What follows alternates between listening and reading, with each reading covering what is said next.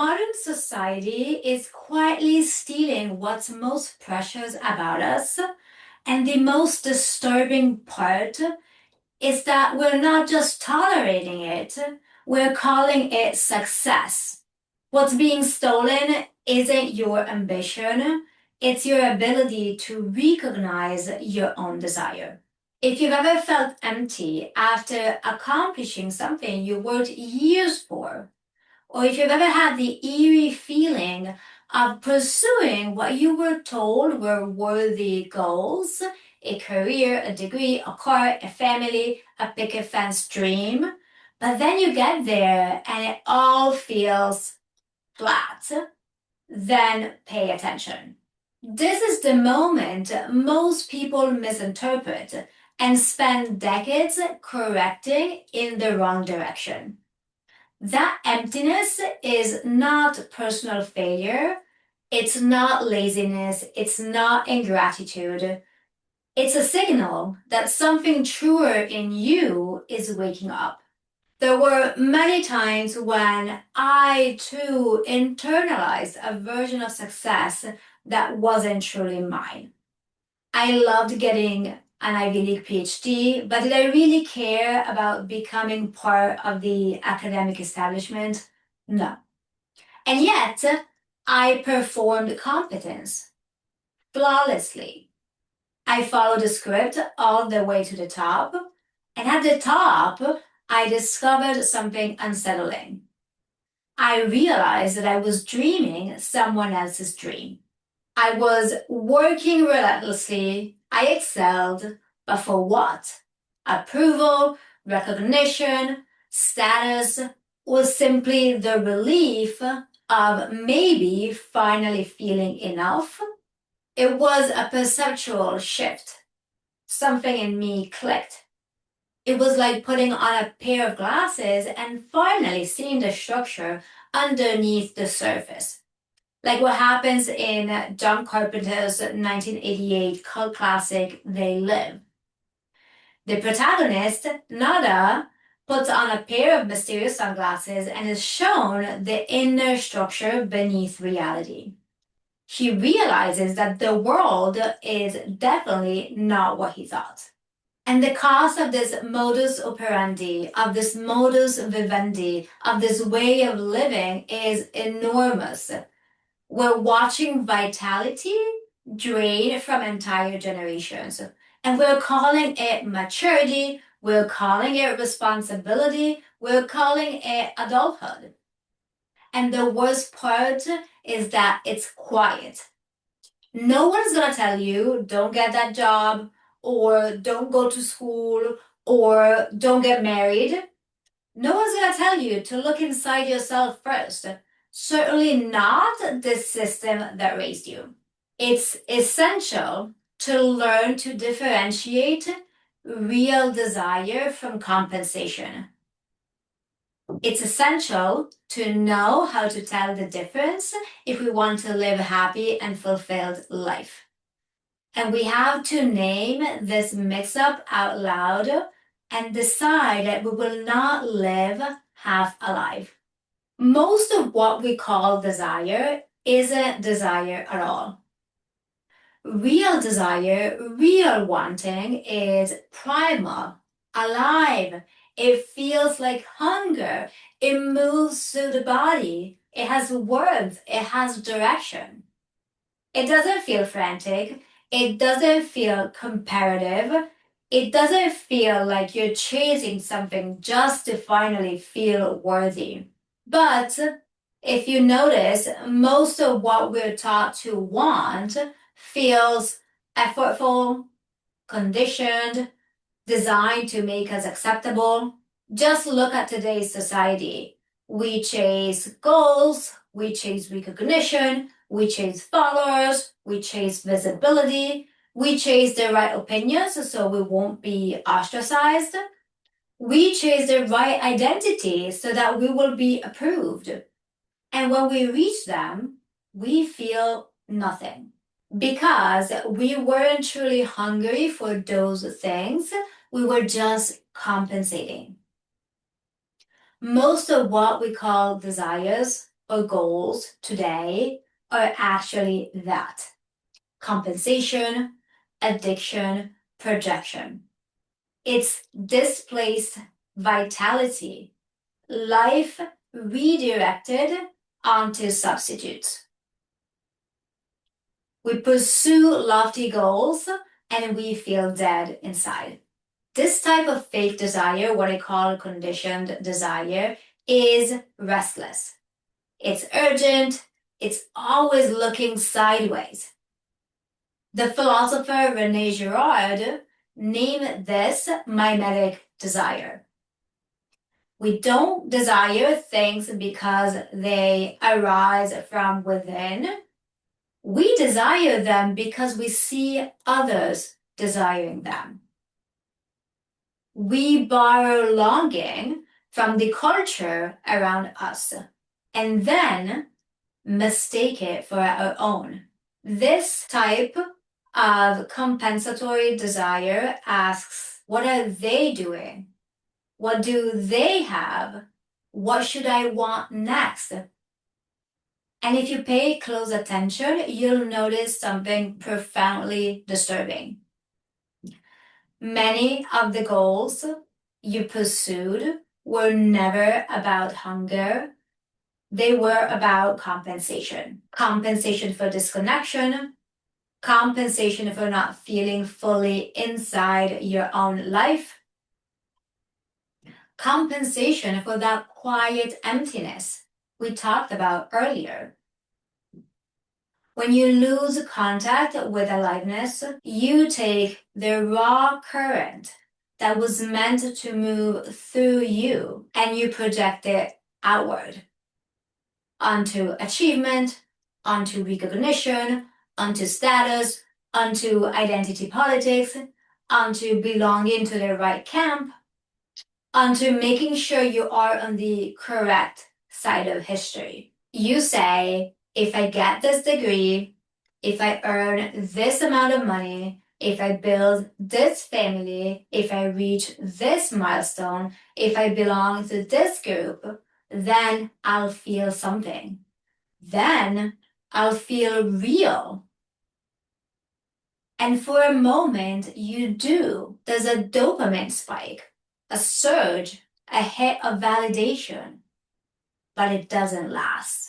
Because what you were chasing wasn't the thing itself, it was the feeling of being alive. Here's the problem: achievement cannot replace contact. Modern society doesn't just sell you products, it sells you projected vitality. It convinces you that the next acquisition, the next upgrade, the next visible marker of success will finally make you feel alive. But what's missing isn't external. What's missing is contact. There's a profound difference between hunger and conditioning. Hunger is organic. It arises from within. It has a rhythm. Conditioning is imposed. It's inherited. It's absorbed from your environment. You don't even remember when you learned it. You wake up one day living out a script you never consciously chose. There's a paradox no one talks about. The moment you stop chasing what you were told to want, the moment you loosen the grip, the moment you think everything will collapse, is the moment you get free. Not triumphant, not enlightened all of a sudden, but free. Because for the first time, the compensatory mechanism falls off, and what was never yours begins to drop away. You realize something quite radical: that you were trying to manufacture aliveness instead of feeling it. You mistook displacement for desire, performance for purpose, validation for vitality. And the instant you see that clearly, something unclenches. You don't become passive, you don't lose ambition, you simply stop outsourcing your aliveness. Because that's what is being stolen. Not your drive, not your discipline, not your intelligence, but your direct access to the raw current of being alive before it gets redirected into performance, before it gets rerouted into identity, into productivity, into proving. And until we name that, we will keep confusing compensation with calling. We will keep chasing goals that feel impressive, that look impressive, but that leave us untouched. And the real shift is not doing less. The real shift is this: stop chasing aliveness and begin allowing contact. Once you do that, aliveness returns quietly. Not as ideology, not as achievement, but as sensation. The sun on your skin, cold morning air in your lungs, a conversation that actually moves you, laughter that catches you off guard, music that lands somewhere deeper than thought. It begins small, not dramatic, not marketable, not optimized, just contact. As contact returns, something reorganizes. Your job stops being compensation. Your relationships stop being performance. Your goals stop being proof. Your life begins to take shape around what feels alive instead of what looks impressive. And that's the macro shift. Purpose stops being a trophy, but it becomes aliveness taking form. You don't manufacture the shift. You cannot manufacture it. You simply stop blocking it. You don't add something new to your life. You remove what was covering it. And what you discover is that the current was never gone. It was waiting under the script, under the conditioning, under the noise, waiting for you to stop mistaking wanting for being alive. And the moment you feel that difference, you realize nothing essential was ever missing. It was only misdirected. The first step is to realize that some of your desires were imposed on you. But then you can move beyond wanting itself. Because the way we've been taught to want is endless. It always points to something just out of reach. But once you see the mechanism clearly, once you recognize compensation for what it is, something shifts. You stop organizing your life around pursuit. And when you stop doing that, you'll feel something far more powerful than achievement. You'll feel freedom.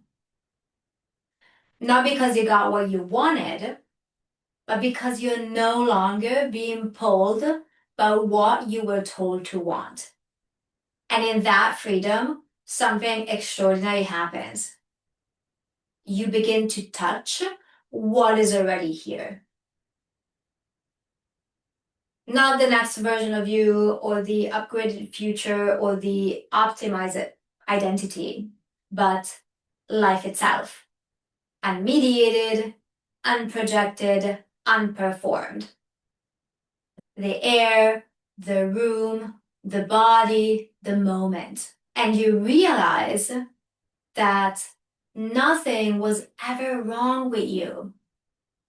You were simply living inside a script that redirected your vitality outward. Aliveness was never missing. It was waiting for you to stop chasing it. If what I'm saying resonates, stay with this inquiry.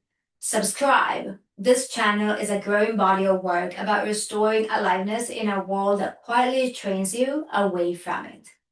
And if you want to go even deeper, I'll be sharing more reflections and frameworks in the newsletter below. We were never meant to live disconnected from life. And once you see that, you cannot unsee it.